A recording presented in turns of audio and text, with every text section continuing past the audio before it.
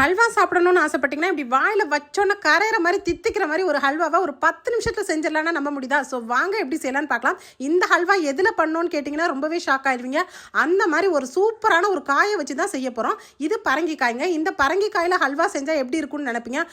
ஆனால் பரங்கிக்காயில் ஹல்வா செஞ்சு சாப்பிட்டிங்கன்னா அப்புறம் பரங்கிக்காயிலே மட்டும்தாங்க செய்வீங்க. அந்தளவுக்கு ஒரு டேஸ்ட்டாக வேறு லெவலாக இருக்கும்னு சொல்லணும். இது பார்த்தீங்கன்னா மஞ்சள் கலரில் இந்த மாதிரி ஒரு பரங்கிக்காய் எடுத்துகிட்டு இல்லை ஒரு 1/4 பீஸ், அதாவது 1/4 பகுதி அளவுக்கு மட்டும் நான் இந்த மாதிரி தோலை சீவிட்டு நல்லா வாஷ் பண்ணிவிட்டு இந்த மாதிரி வந்து கேரட் துருவறதுல ஈஸியாக செஞ்சிடலாம். நீங்கள் கோதுமை மாவு, மைதா மாவு எல்லாத்துலேயுமே ஹல்வா செஞ்சாலும் இந்த பரங்கிக்காய் ஹல்வா ரொம்பவே ஹெல்த்தியானதும் கூட. இப்போ தோல் சீவி அப்படியே இருக்கட்டுங்க. இப்போ வந்து நம்ம பேன் வச்சுக்கணும். நல்லா அடிகனமான பாத்திரம் நீங்கள் ஹல்வா செய்ய வச்சுக்கணும். அப்போ தான் அடியில் ஒட்டாமல் வரும். நான் பார்த்தீங்கன்னா இந்த மாதிரி அடிகனமான பாத்திரத்தில் முதல்ல 1 ஸ்பூன் நெய் சேர்த்துக்கிட்டேங்க.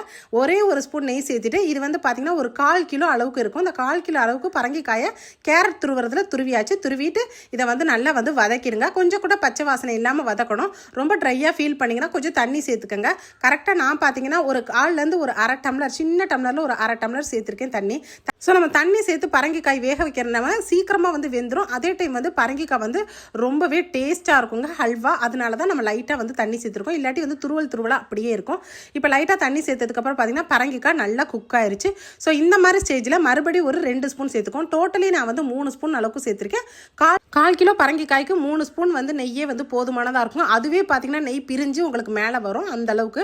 இது பார்த்தீங்கன்னா ஒரு ஃபேமிலியில் 3 பேர் சாப்பிடக்கூடிய அளவுக்கு நமக்கு ஹல்வா கிடைக்கும். ஒரு 200 கிராம் ஹல்வான்னு வச்சுக்கோங்க, அந்த அளவுக்கு கிடைக்குங்க. இப்போ நம்ம முந்திரி பருப்பை நல்லா வந்து பொன்னிறமாக இதை வந்து பொரிச்சிக்கலாம். பொரிச்சிட்டு பார்த்தீங்கன்னா இப்போ நல்லா வந்து பிறண்டு வந்துருச்சு. இப்போ நல்லா குக் ஆனதுக்கப்புறம் இதில் வந்து நம்ம ஒயிட் சுகர் ஒரு 4லேருந்து 5 ஸ்பூன் அளவுக்கு சேர்த்துக்கோங்க. அதுவே போதுமானதாக இருக்குங்க. நமக்கு வந்து 200 கிராம் ஹல்வா மட்டும்தான் நம்ம செய்ய போகிறோம். பெரிய ஸ்பூனில் ஒரு 4 ஸ்பூன் அளவுக்கு சேர்த்துக்கோங்க. இப்போ சக்கரை அளவுகளில் சொல்லணும்னா ஒரு 50 கிராம் அளவுக்கு சக்கரை போட்டிங்கன்னா கூட உங்களுக்கு தாராளமாக போதும். சின்ன கப்பில் 1 கப்பு.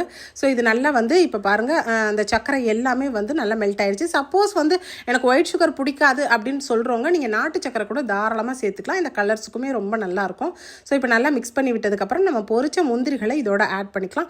அவ்வளோதாங்க ஹல்வா. 10 நிமிஷத்தில் ரொம்ப டேஸ்ட்டாகவும் ரொம்ப ஹெல்த்தியான ஒரு சூப்பரான ஹல்வா தான் சேர்ப்போம்.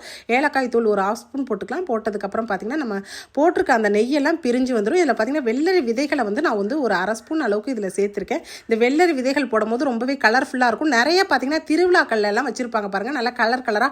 அவங்களாம் பார்த்தீங்கன்னா மைதா மாவு, கோதுமை மாவு இதில் பண்ணுவாங்க. நம்ம பார்த்தீங்கன்னா பரங்கிக்காயில் ரொம்ப ஹெல்த்தியான ஒரு சூப்பரான காய்கறியை வச்சு செஞ்சுருக்கோம். இந்த ஹல்வாக்கு நீங்கள் எல்லாம் சாப்பிட்டீங்கன்னா அடிக்டே ஆயிருவீங்க. அந்தளவுக்கு தித்திக்கிற மாதிரி ஒரு ஹல்வா தான் செஞ்சேன். ஸோ நான் இன்றைக்கி செஞ்சு காமிச்சிருக்கேன். இந்த வித்தியாசமான டிஃப்ரெண்ட்டான ஹல்வா வீடியோ பிடிச்சிருந்தா நம்ம வீடியோக்கு மறந்துடாமல் லைக் போட்டுக்கோங்க. இந்த மாதிரி வித்தியாசமான வீடியோக்கள் வேணும்னா நம்ம பேஜை மறந்துடாமல் ஃபாலோ பண்ணிக்கோங்க. இப்போ நமக்கு ஹல்வா ரொம்ப பர்ஃபெக்டாக ரெடி ஆயிடுச்சு. இதை பார்த்தீங்கன்னா தொன்னையில் வச்சு ஷேர் பண்ணி அப்படியே பசங்களுக்கு கொடுத்தீங்கன்னா அவ்வளோ லைக் பண்ணி சாப்பிடுவாங்க. ஸோ அப்புறம் என்னங்க, ஹல்வா சாப்பிடணும்னு ஆசையோடு இருப்பாங்க உங்கள் ஃப்ரெண்ட்ஸ். ஆனால் பரங்கிக்காயை வச்சுட்டு எப்படி செய்யணும்னே தெரியாமல் இருப்பாங்க. ஸோ அப்படிப்பட்ட உங்கள் ஃப்ரெண்ட்ஸ் அண்ட் ஃபேமிலி ரிலேட்டிவ்ஸ்க்கு இந்த யூஸ்ஃபுல்லான வீடியோவை நீங்கள் சேவ் பண்ணிட்டு இன்றைக்கி இப்போவே நிறைய ஷேர் பண்ணிக்கோங்க. தேங்க்யூ. தேங்க்ஸ் ஃபார் வாட்சிங்.